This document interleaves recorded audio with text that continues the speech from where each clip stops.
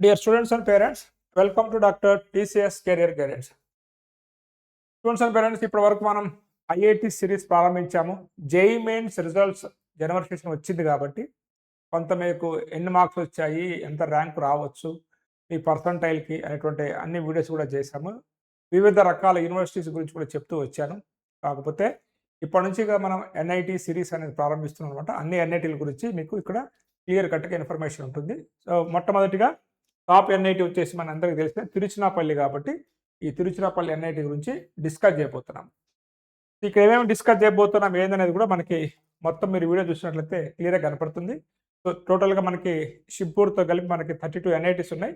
ఈ 32 ఎన్ఐటీస్లో first NIT మనం discuss చేయబోయేది ఎన్ఐటి తిరుచినాపల్లి. మీరు వీడియోస్ని లైక్ చేస్తూ అదేవిధంగా ఛానల్ సబ్స్క్రైబ్ చేసుకున్నట్లయితే ఈ అన్ని ఎన్ఐటీస్ యొక్క ఇన్ఫర్మేషన్ అనేది మన ఛానల్లో మీరు ఇచ్చేటువంటి ఆధారాన్ని బట్టి ఉంటుంది. కాబట్టి మీరు అందరూ కూడా ఒక క్షణం ఆగి ఛానల్ ముందు సబ్స్క్రైబ్ చేసుకోండి. ఇది మీకు ఉపయోగం, అన్ని ఎన్ఐటీస్ గురించి వస్తుంది. కాబట్టి ఒక లైక్ కూడా ఇవ్వండి, హైప్ కూడా ఇవ్వండి. ఎందుకంటే మీరు చూసి ఎంకరేజ్ చేసినట్లయితే, ఎందుకంటే ఇప్పటికి చెప్పాక 30% కూడా కాదు, 27% మాత్రమే సబ్స్క్రైబ్ చేసుకుని ఛానల్ చూస్తున్నారు.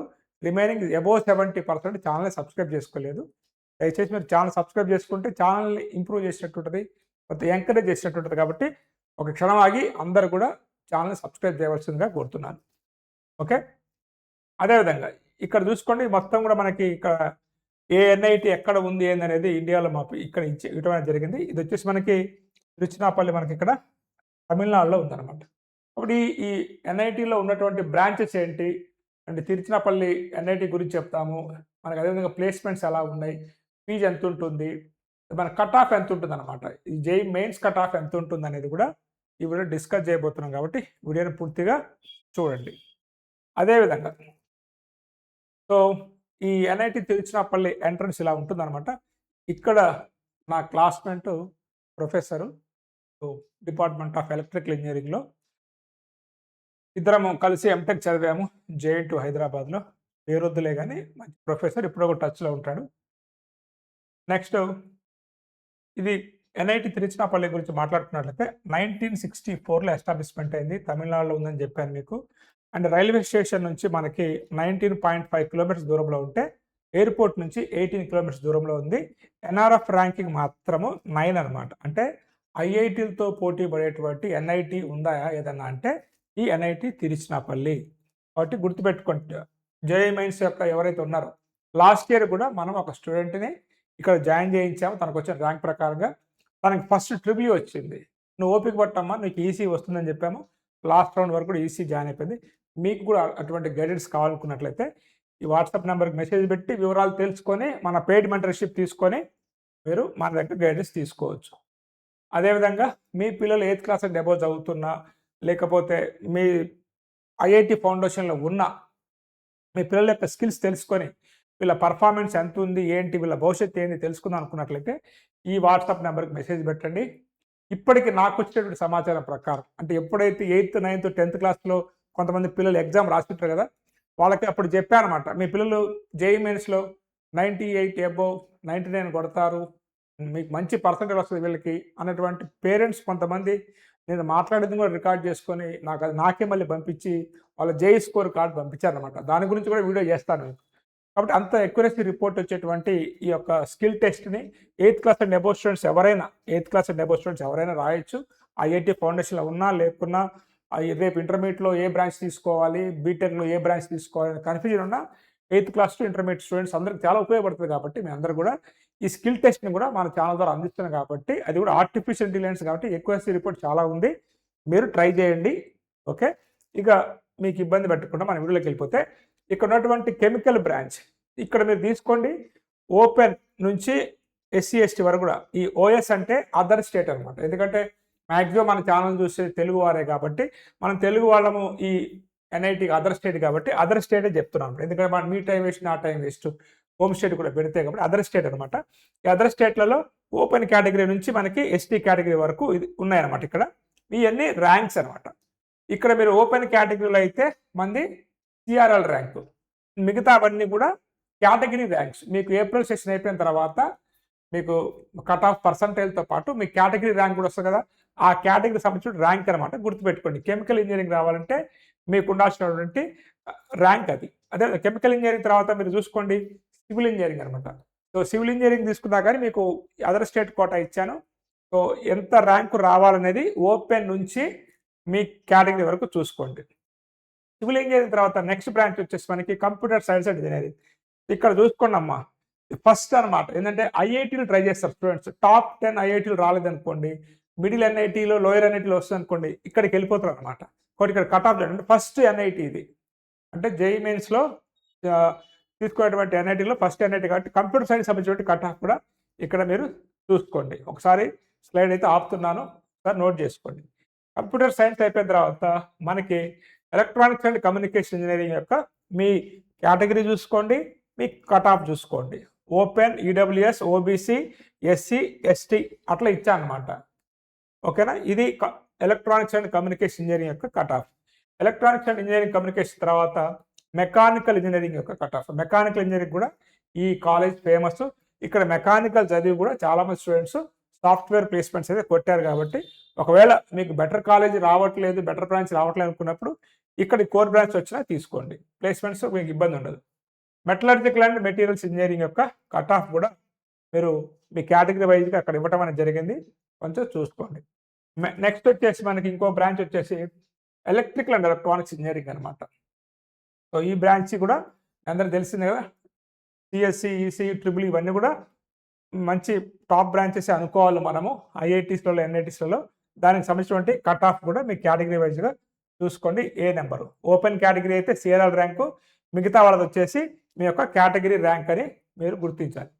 నెక్స్ట్ వచ్చేసి ప్రొడక్షన్ ఇంజనీరింగ్ అనమాట. సో కొంత ఇండస్ట్రియలైజేషన్ ఎక్కువ అవుతా ఉంది, ఆటోమేషన్ అవుతా ఉంది కాబట్టి కొన్ని మీరు ఏ టూల్స్ నేర్చుకొని కొంత టెక్నాలజీ నేర్చుకొని ఇటువైపు కూడా పోవచ్చు. ప్రొడక్షన్ ఇంజనీర్స్ కూడా మీరు ట్రై చేయొచ్చు. దాని తర్వాత మీరు స్పెషలైజేషన్స్ ఇన్ ఎంటెక్లో కూడా చేసుకోవచ్చు అనమాట. Instrumentation and control engineering EC sub branch అనుకోవచ్చు. దానికి సంబంధించినటువంటి టోటల్ కట్ ఆఫ్ కూడా మీరు చూసుకోవచ్చు. ఇన్స్ట్రుమెంటేషన్ తర్వాత మీరు ఆర్కిటెక్చర్ అనమాట. ఎవరైతే బీఆర్క్ రాశారో వాళ్ళకి సంబంధించిన కట్ ఆఫ్ కూడా ఇచ్చాను, అది చూసుకోండి. ఓకేనా?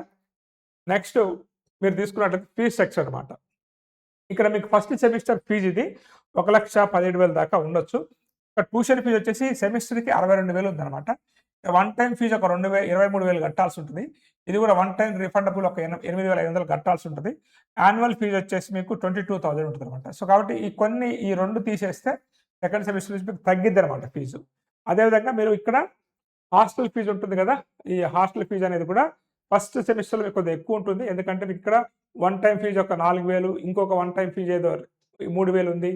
Hostel charges 14,600, other fees per semester 8,850, mess advance fee అనమాట. అంటే దాదాపు ఇది కూడా మీకు 45,000 వరకు ఇది సెమిస్టర్గా ఉంటుంది. ఇది కూడా మీకు దాదాపు మీకు 80,000 వరకు సెమిస్టర్ వైజ్గా ఉంటుంది అనమాట. ఫస్ట్ సెమిస్టర్ మాత్రం కొంత ఎక్కువగా ఉంటుంది. అదేవిధంగా ఎస్సీ, ఎస్టీ పిల్లలకి మీ పేరెంట్స్ ఎంప్లాయీస్ అయినా మీకు ఇక్కడ ట్యూషన్ ఫీజు అనేది ఉండదు. హాస్టల్ ఫీజు అయితే మీరు పే చేసుకోవాలి. ఓకేనా? ఇది దానికి సంబంధించినటువంటి ఇది. ఎవరైతే ఫ్యామిలీ ఇన్కమ్ 1 lakh బిలో ఉందనుకోండి, ఆ 1 lakh బిలో ఉన్న వాళ్ళకి కూడా మీకు ఫీజు అనేది ఉండదు. అదేవిధంగా ఫ్యామిలీ ఇన్కమ్ ఎవరికైతే 1 lakh to 5 lakh ఉంటుందో వాళ్ళకి 2/3 ఫీజు ఉంటుంది అనమాట. ఇది నెక్స్ట్ ప్లేస్మెంట్స్ గురించి మనం మాట్లాడుకున్నట్లయితే, ఎందుకంటే ఇక్కడ చాలా బ్రాంచెస్ ఉన్నాయి కదా. ఇక్కడ మీకు బ్లూ కలర్లో ఉంది వచ్చేసి రిజిస్టర్డ్ క్యాండిడేట్స్, ఇది వచ్చేసి ప్లేస్డ్ క్యాండిడేట్స్ అనమాట. అట్లా మీకు ఇచ్చండి. ఇక్కడ చూడండి 130 మెంబర్స్ రిజిస్టర్ అయ్యారు, కానీ 126 మెంబర్స్కే ప్లేస్మెంట్ వచ్చింది. ఏది కంప్యూటర్ సైన్స్ బ్రాంచ్లో. సివిల్ ఇంజనీరింగ్లో 84 మంది రిజిస్టర్ అయితే వాళ్ళకి వచ్చినటువంటి ప్లేస్మెంట్ 64. ఎలక్ట్రికల్ 103 మంది రిజిస్టర్ అయితే 95 మందికి ప్లేస్మెంట్ వచ్చింది. 114 అయితే 101 మందికి వచ్చింది అనమాట. ఇట్లా ప్లేస్మెంట్ అనేది సో కొంత మనకి అందరికీ రాదని చెప్తుంటా కదా నేను. మీరు ఏ కాలేజీకి వెళ్ళినా ప్లేస్మెంట్ మీ మీద డిపెండ్ అయి ఉంటుంది కాబట్టి ఇక్కడికి వెళ్ళి జాయిన్ అయ్యి కూడా మీరు ప్లేస్మెంట్ తెచ్చుకోకపోతే అది మీ తప్పే అవుతుంది కాబట్టి చాలా జాగ్రత్తగా చూసుకోండి. పర్సంటేజ్ పరంగా తీసుకున్నట్లయితే ఇక్కడ మీకు కెమికల్ ఇంజనీరింగ్లో అయితే మీకు 92% ఉందన్నమాట. సివిల్ ఇంజనీరింగ్లో 76, కంప్యూటర్ సైన్స్లో అయితే 96%, ఎలక్ట్రికల్లో మీకు 92%, ఈసీలో 88% ఉంది, ఇన్స్ట్రుమెంటేషన్లో 90%, మెకానికల్లో 90, అదేవిధంగా మెటలర్జికల్ అండ్ మెటీరియల్స్లో 79, ప్రొడక్షన్లో 87 అనమాట. ఆర్కిటెక్చర్లో 90% ఉంది. సో ఓవరాల్గా 89.03తో యూజీ ప్లేస్మెంట్ ఉందన్నమాట. ఇది కూడా మీరు గుర్తుపెట్టుకోండి. మీకు ప్రీవియస్గా ఎందుకు చూపించారంటే కొంత సీజీపీఏ మెయింటైన్ చేయాల్సి ఉంటుంది మీరు. ప్లేస్‌మెంట్ రిజిస్ట్రేషన్ కావాలంటే మీ సెమిస్టర్ వైస్ సీజీపీఏ కావచ్చు, మీ కోర్సెస్ కావచ్చు అవన్నీ కూడా మంచిగా ఉంటేనే మిమ్మల్ని రిజిస్టర్ కానిస్తారనమాట ప్లేస్‌మెంట్స్‌కి. సీజీపీఏ కరెక్ట్‌గా లేదనుకోండి 6, 6.5 అలాంటివి మీరు మెయింటైన్ చేస్తే కుదరదు. అబోవ్ 8 ఉంటేనే మంచి ప్లేస్‌మెంట్ వచ్చే అవకాశం ఉంది కాబట్టి అక్కడికి వెళ్ళిన తర్వాత మీ ఎందుకు సీజీపీఏ మార్కులు దేనికి అంటారు. ఇక్కడ మార్కులు అవసరం. ఎందుకంటే ఫస్ట్ నిన్ను గుర్తించేది నీ మార్కులే కాబట్టి సీజీపీఏ అయితే సెమిస్టర్ వైస్ మీరు మెయింటైన్ చేయండి. నెక్స్ట్ ఇక్కడ చూసుకున్నట్లయితే ఇక్కడ మనకి మీడియం ప్యాకేజ్ కూడా బ్రాంచ్ వైజ్‌గా మీకు ఇచ్చాను. సో 5 ఇయర్స్ కోర్స్ ఇచ్చాను. ఇక్కడ మీరు మీడియం ప్యాకేజ్ కంప్యూటర్ సైన్స్ అయితే 26 లాక్స్ ఉందండి. కంప్యూటర్ సైన్స్‌ది చాలా ఎక్కువ ఉంది. దాని తర్వాత మీకు ఎలక్ట్రానిక్స్‌ది ఒక 19 లాక్స్ ఉంది. ఎలక్ట్రానిక్స్ తర్వాత ఎలక్ట్రికల్‌ది మీకు వచ్చేసి కూడా 12 లాక్స్ ఉందన్నమాట. ఇన్స్ట్రుమెంటేషన్ కూడా 13 లాక్స్ ఉంది. సో ఏదైనా కానీ మీకు అబోవ్ ఒక్క సివిల్ ఇంజినీరింగ్ మినహాయించి మిగతా అన్ని కూడా 10 లాక్స్ అబోవ్‌నే మీకు మీడియం ప్యాకేజ్ ఉన్నాయన్నమాట. నెక్స్ట్ ఇంకా మనం చూసుకున్నట్లయితే మాక్సిమం ప్యాకేజ్ చూడండి. ఇది నేను మీకు లాస్ట్ ఇయర్‌ది కాదు అప్రాక్సిమేట్‌గా ఇలా ఉంటుందన్నమాట. ఒక ఇయర్‌ది ఇస్తున్నాను. సో ఇక్కడ కంప్యూటర్ సైన్స్ ఇంజినీరింగ్‌లో 64 లాక్స్ వచ్చింది. ఎలక్ట్రానిక్స్‌లో 52 ఉంది. ఇన్స్ట్రుమెంటేషన్‌లో కూడా 52 వచ్చింది. ఎలక్ట్రికల్‌లో 36 లాక్స్ వచ్చింది. ఇది మీ టాలెంట్ అనమాట. మీ టాలెంట్‌ని బట్టి మీ ప్లేస్‌మెంట్ ఉంటుంది. ఇది మాక్సిమం ప్యాకేజీ. బ్రాంచ్ వైస్‌గా ఇచ్చాను ఇక్కడ చూసుకోండి. అదేవిధంగా ఇక్కడ వచ్చేటువంటి కంపెనీస్ కూడా చాలా ఓల్డ్ కాలేజ్ కదండి. 1964లో పెట్టిన కాలేజ్ కాబట్టి చాలా కంపెనీస్ వస్తాయి. మంచి మంచి కంపెనీస్ వస్తాయి. దానికి డౌట్ లేదు. ఇక్కడ వెళ్ళి మీరు మంచిగా పర్సెంటేజ్ మెయింటైన్ చేస్తే బాగానే ఉంటుంది.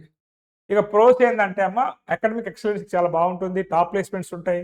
పీర్ గ్రూప్ కూడా కల్చర్ కూడా బాగుంటుంది. ఎందుకంటే ఇంజినీరింగ్‌కి తమిళనాడు పేరు పెట్టింది పేరు కాబట్టి ఇక్కడ ఫెస్ట్‌లు ఉంటాయి. ఎక్స్ట్రా కరిక్యులర్ యాక్టివిటీస్ ఉంటాయి. కొంత కాస్ట్ ఎఫెక్టివ్ కూడా ఎందుకంటే ఇది సిటీలో లేదు కాలేజ్ కాబట్టి ఇన్‌ఫ్రాస్ట్రక్చర్ ఫెసిలిటీస్ కూడా చాలా బాగుంటాయి అన్నమాట ఈ కాలేజీలో. అందుకని దీన్ని నంబర్ 1 ఎన్ఐటీ అని చెప్పుకుంటాము. కొంత ప్రెజర్ అనేది ఐఐటీ ఏ రేంజ్‌లో ఉంటుందో ఆ రేంజ్‌లోనే ఉంటుంది. రూల్స్ కొంచెం స్ట్రిక్ట్‌గానే ఉంటాయి. పిల్లలు చెప్తా ఉంటారు. లొకేషన్ అనేది కొంత ఏందంటే మనకి కొంచెం దూరం అనమాట. మనకి తిరుచి నుంచి కొంచెం బయట ఉంటుంది. గ్లోబల్ రెప్యుటేషన్ అనేది రావాల్సినంత రాలేదు. సో అడ్మినిస్ట్రేటివ్ అడల్స్ కూడా కొన్ని ఉంటాయి. అవన్నీ కామనే ఎక్కడైనా వాటి పెద్ద ఎక్కువ పట్టించుకోకండి. ఇది ఎన్ఐటీ తిరుచినాపల్లి గురించి. ప్లేస్‌మెంట్స్ గురించి చెప్పాను మీకు. ఫీజెస్ గురించి చెప్పాను.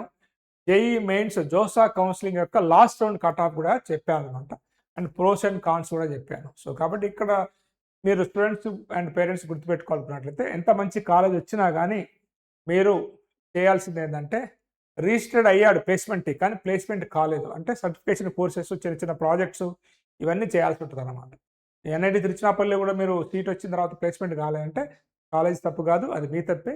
ఇటువంటి కాలేజ్ అన్నిట్లలో కూడా బాధ్యత స్టూడెంట్ మీద ఎక్కువ ఉంటుంది. కాలేజ్ కన్నా కానీ కాలేజ్ వాళ్ళ రూల్ ప్రకారంగా వాళ్ళు చేసుకుంటూ పోతారు. మనం మన బాధ్యతగా వ్యవహరిస్తూ సీనియర్స్ గైడెన్స్ తీసుకుంటూ ఎవరైతే మంచి ప్లేస్‌మెంట్ కొట్టారో వాళ్ళ దగ్గరికి వెళ్ళి ఫస్ట్ ఇయర్‌లోనే కలిసి సార్ మేము ఎటువంటి కోర్సెస్ చేసుకోవాలి, ఎక్కడ ఇంటర్న్‌షిప్ చేయాలి, ఏ ఫ్యాకల్టీ ఎలా ఉంటారు, సీజీపీ ఎంత మెయింటైన్ చేయాలి, ఎట్లా డిజైన్ చేసుకోవాలనేది కొంత సక్సెస్ అయినటువంటి మన తెలుగు పీపుల్ ఉన్నా లేకపోతే వేరే వాళ్ళు ఉన్నా వాళ్ళని వెళ్ళి కలిసి వాళ్ళ సజెషన్స్ తీసుకొని మీరు ప్లాన్ చేసుకొని తప్ప ఇంటర్మీడియట్ వరకు బాగా చదివాము ఇంక ఇప్పుడు ఎంజాయ్ చేద్దాం అనుకున్నట్లయితే చూశారు కదా ఎవరికైతే ప్లేస్‌మెంట్ రాలేదో ఆ లిస్ట్‌లో మీ పేరు ఉంటుంది కాబట్టి ఫస్ట్ ఇయర్, సెకండ్ ఇయర్ చాలా ఇంపార్టెంట్ అనమాట. ఫస్ట్ ఇయర్ అయితే చాలా ఇంపార్టెంట్. మీకు కొత్త మీకేం తెలియదు. అక్కడికి పోయిన తర్వాత మళ్ళీ మీరు నేను చెప్పినవన్నీ మీరు చేసుకోవాల్సి ఉంటుంది తప్ప చూద్దామని సెకండ్ ఇయర్‌లో చూద్దామని థర్డ్ ఇయర్‌లో అంటే అప్పటికి సీజీపీఏ టపక్కన పడిపోద్ది, ఇబ్బంది పడతారు. సో ఇది స్టూడెంట్ ఎన్ఐటీ తిరుచినాపల్లి గురించి. దీనికి సంబంధించినటువంటి గైడెన్స్ ఏమన్నా కావాలన్నా కానీ మన వాట్సాప్ నెంబర్‌కి మెసేజ్ పెట్టండి. పెయిడ్ మెంటర్‌షిప్ అనమాట. టోటల్‌గా మీకు జోసా, సీసాప్ కౌన్సిలింగ్ 8 రౌండ్ల వరకు నాకు గైడెన్స్ ఉంటుంది. మీ కేటగిరీకి సంబంధించినటువంటి లిస్ట్ మీకు ఇచ్చి మీకు ఎక్కడ సీట్ వస్తుంది, ఏంది, ఎట్లా పెట్టుకోవాలనేది కూడా గైడెన్స్ ఇవ్వడమే జరుగుతుందన్నమాట. ఈ వీడియో నచ్చిందనుకుంటూ సబ్స్క్రైబ్ చేయడం మర్చిపోకండి. ఛానల్ లైక్ చేయండి. నెక్స్ట్ వీడియోలో ఇంకొక ఎన్ఐటీతో కలుస్తాను. అది మీ మీదే డిపెండ్ అయి ఉంది. మీరు ఛానల్ ఎంకరేజ్ చేయండి. ఎన్ని వీడియోస్ అయినా చేస్తాను అనమాట. Have a nice day. All the best.